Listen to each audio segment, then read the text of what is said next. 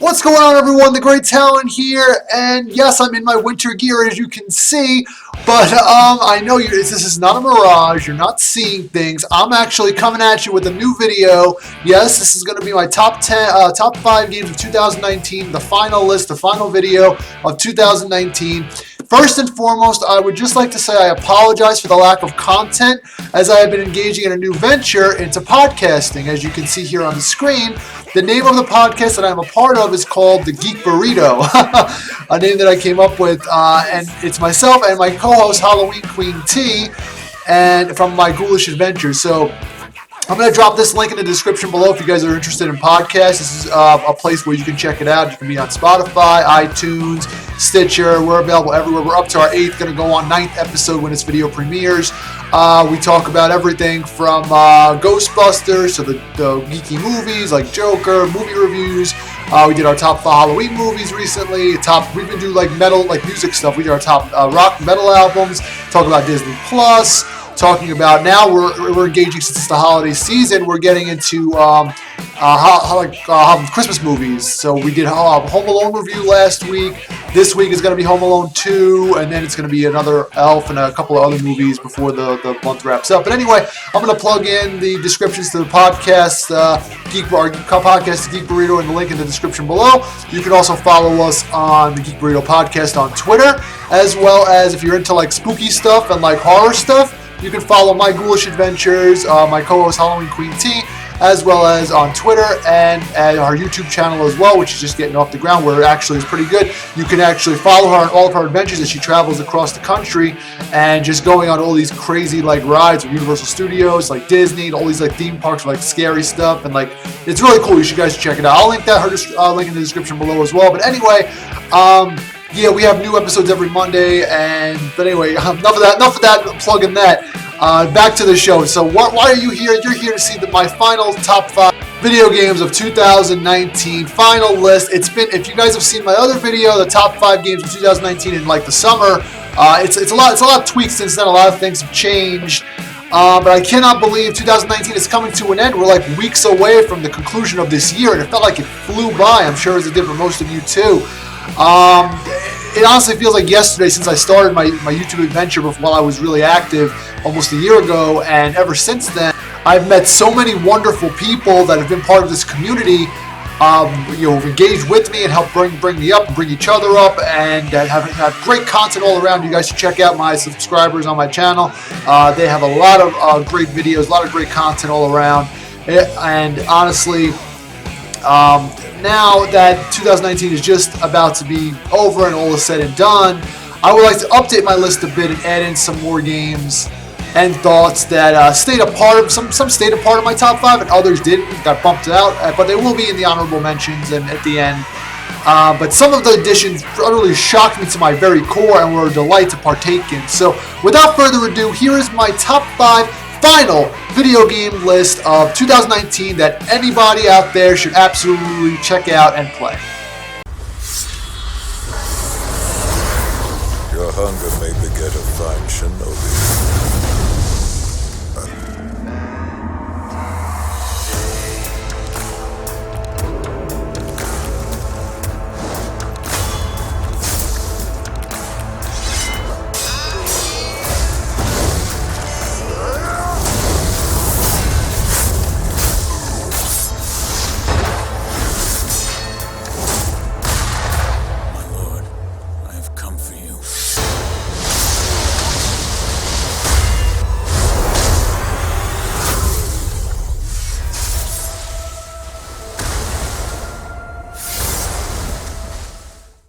Nine months after its initial late March release, and yes, I still consider From Software's Sekiro Shadows Die Twice to be worthy of a place in my top 5 list of 2019 video games, sitting at number 5. Hidetaka Miyazaki once again spins gold with not just copying and pasting his traditional Soulsborne-like formula and staple, but by crafting a brand new combat-like mechanical system that incorporates a heavy focus and emphasis on precision targeting and parrying that is so airtight that this game has set the foundation for others to follow suit, which I'll touch on later as my list evolves. Sekiro is possibly the hardest and most challenging video game I've ever played to date, causing me to almost break my PS4 controller out of sheer frustration, but the end result and payout of that is the feeling and utter sensation of achievement and victory that is a feeling like no other after you finish each boss, leading to that sweet endgame. The mythical and dark-like presence of ninja lore runs deep too in the veins of Sekiro as well, and while not as convoluted as plots of the Souls games, it has a bit of the mystique to it that will compel you to press forth and see what new entities you'll encounter. And while you can't upgrade your sword or armor, you can sure as heck upgrade the hell out of that left arm of yours, adding a variety of enhancements such as flamethrowers to like piercing sword and umbrella-like shields, like poison upgrades to your fancy prosthetic appendage to grapple or repel you around the wonderfully interconnected and crafted world of the 15th century Sengoku era of Japan, complete with folklore creatures aplenty for you to topple or get your ass toppled by.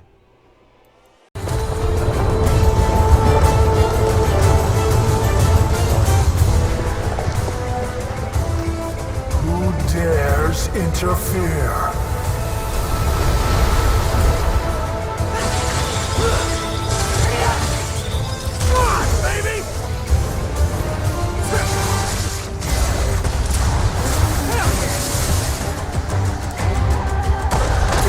What's happening now? Death. Come here.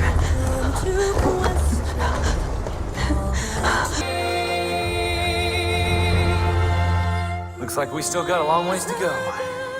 Yeah, still hitting the jackpot for me after its early March release. Devil May Cry and Crew Shine in the 5th installment to the nearly 20-year-old series that is in big part by the majority of the time you simply feel like a fucking badass throughout. So in this game, no matter what you are, or who you're playing as, or what you're doing, they make you feel like a fucking superhero with demonic powers from start to finish, sunrise to sunset. From Nero with his Mega Man-like interchangeable prosthetic limb that seems to be a trend in my top lists. You have the Sekiro with the prosthetic, and now you have Nero with the interchangeable Mega Man-like arm. But anyway, that can add upgrades from shotgun attachments to homing rockets to the OG Demon Slayer himself, Dante, who can effortlessly turn his fucking motorcycle into fisticuffs and use them as like boxing-like gloves, like the Incredible Hulk would do. I even surprisingly enjoyed playing as the third character, V, who felt like you were playing as a demon Pokemon trainer who just stood around reading his fucking Bible Black while his pet panther, Cow, and Crow, and Golem just fucking wrecked house. The soundtrack too was rockin', sockin', and kicking some ass with the original tracks that were catchy and set the mood for that nice pacing over the course of the game's 21 or so missions. All of which accompanied the over-the-top moments and boss fights that you can't help but smile like a cocksure, headstrong powerhouse with each new encounter. Devil May Cry 5 has definitely shouted fresh new life into an aging series that feels a bit familiar overall, that any action fan or junkie will absolutely enjoy. The stranger that came out of nowhere and now has everyone talking. Some people want you to be a savior.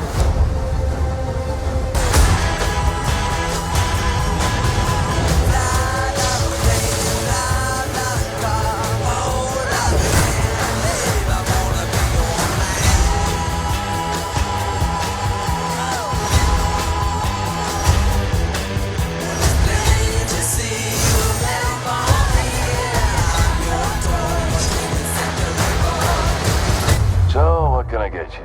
Some soap? Everyone loves soap.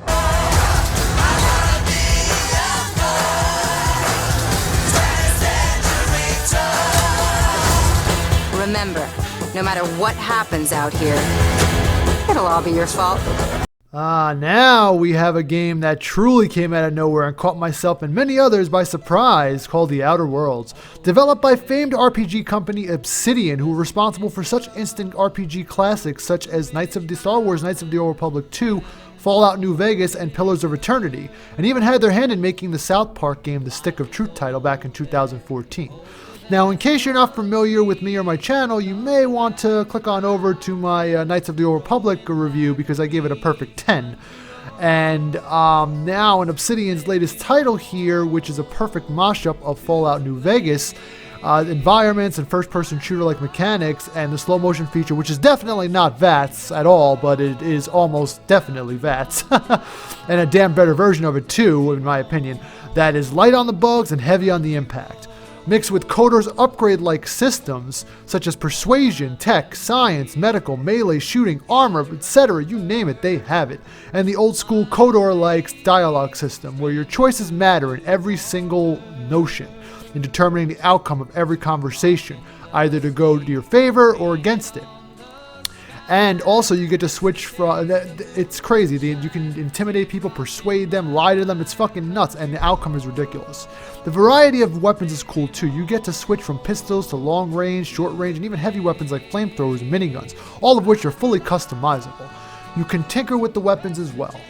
And like I said, you can mess around with the weapons at armor, and as well as at workbenches and that are scattered across the worlds, and tinker and improve them, as well as your gear, and modify your armor and your weapons, add special ability perks such as extra headshot damage or elemental armor resistance.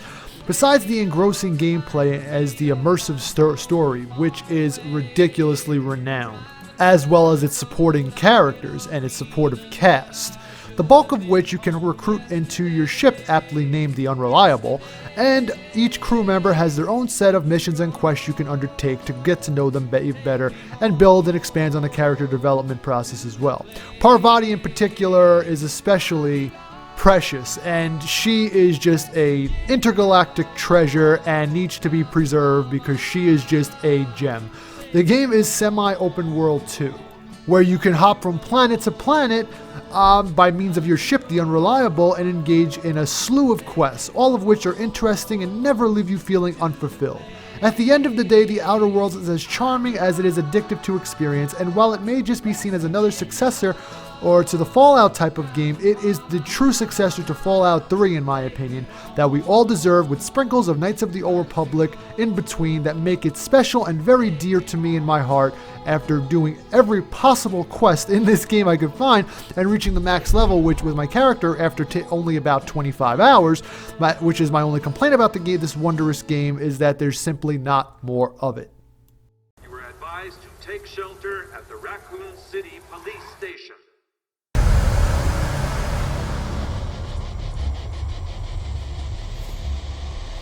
You don't understand. The situation's worse than I thought. This may be a one-way ride, so be prepared, Leon.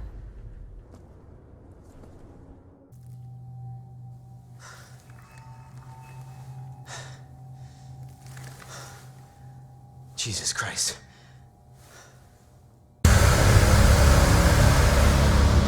Money's in my account. Always a pleasure.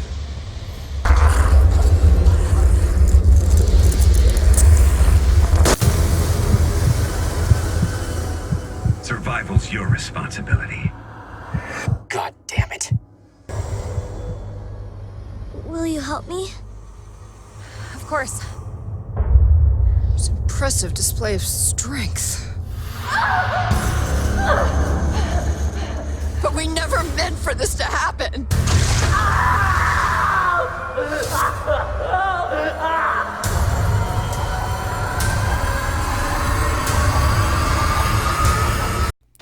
As delightfully refreshing as the other games were in my list to play, Capcom managed to make me swoon not once, not twice, but damn near third time as I finished the ever so glorious Resident Evil 2 remake twice for the true ending, and had to stop myself from playing it a third time just for shits and gigs.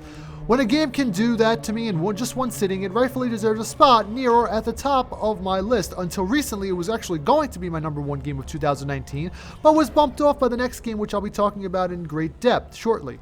But for now, let's just focus on what exactly makes the Resident Evil 2 remake just so special. Well, for starters, the Red RE engine graphics engine Capcom utilizes is mesmerizing and features such graphical fidelity and lifelike characteristics, especially on the undead corpses, just oozing with meaty parts of its flesh. and living characters like Claire and Leon, whose hair physics alone flow graciously in the wind, and I am a sucker for when games take such special attention to stupid amount of detail in their hair, because honestly folks, hair physics are really tough to pull off in a video game on a virtual plane. That when it looks and flows so naturally and close to real life as possible like it does here, you have my attention. Next is the fresh yet familiar feel of the gameplay. You've got the iconic over-the-shoulder-like camera made famous in Resident Evil 4 with the classic horror trope feeling of the original Resident Evil game. The atmosphere is truly terrifying, especially when Mr. X shows up and literally becomes a game of cat and mouse survival of the freaking fittest. Also, what makes a welcoming return is the return of the inventory management system, forcing you to carefully manage your inventory, as well as it will feature, you can actually find holsters along in the game, and which actually allows you to upgrade your inventory slots and capacity as well. And lastly, it wouldn't be a vintage Resident Evil title without numerous intricate puzzles to solve, some of which will have you pulling out that old chemistry book from high school to solve some of the later lab-like puzzles and conundrums. Overall, though, the Resident Evil 2 remake sets a new standard and foundation of what a pinnacle and definitive remake should be, that of such a renowned title that actually makes it feel like it's a brand new game in the series instead of a remake. And it creates that facade and illusion that a lot of these remakes don't do. And this one should actually be experienced by all fans of the franchise or just newcomers who are looking for a few good thrills and chills along the way, like and this roller coaster ride of a story of Leon S. Kennedy and Claire Redfield as they seek to survive the night from the night of the living dead. We've lost. The Empire's hunting Jedi survivors. Now, they know who you are.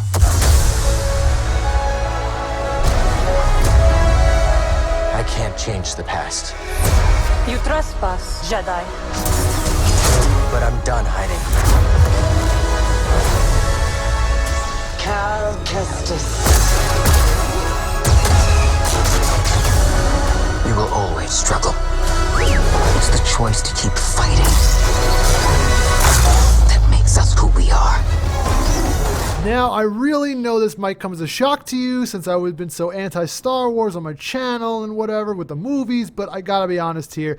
After 2017's Battlefront 2 fiasco and the closure of Visceral Games, following the cancellation of the other Star Wars game project, my faith in EA, let alone the state of the Star Wars video games universe, was more than jaded, so to speak. Even when Respawn announced at E3 2018 that they were deep into their Star Wars game, aptly titled Jedi Fallen Order, I was still iffy on the whole thing, especially since Respawn did not show any footage whatsoever, and the entire thing was a big secret like most of the Star Wars entire Star Wars universe is, which is they're just a bunch of fucking weirdos at the House of Mouse and Lucasfilm and treat their property like some sort of unholy deity. But when gameplay footage was finally released at E3 of 2019, my ears began to perk up at long last, seeing as though it looked like it might have some potential there, at least be as good as The Force Unleashed, which was what I was hoping it would be, better that game that released back in 2008, over a decade ago. However, I was still not fully sold on this game because in the back of my mind, I knew it was still being funded by EA and they'd find some way to fuck it up as EA normally does and have done so rightfully so in the past, or unrightfully so. I was not 100% sold on this game until I had it in my hands after making a hesitant purchase and proceeded to dive in, and to my sheer and utter shock and awe, was completely blown away by how much classic the Star Wars experience it actually was, while maintaining a fresh and unique adventure. This game not only ended up being super fun and addictive, but has recaptured my love and devotion to Star Wars video games as a whole. It is easily the best Star Wars video game I've played since the likes of Star Wars Knights of the Old Republic back in the early 2000s. How it achieves this is by borrowing gameplay mechanics from other games such as Metroid Prime with the virtual 3D-like map and blocked off entrances that you need upgrades to in order to acquire in order to proceed.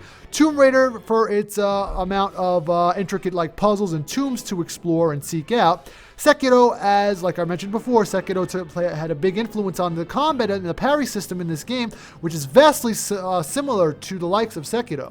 which actually forces you to engage in precision combat, where each button makes a distinct impact and has the cinematic, platforming, and storytelling of the Uncharted games.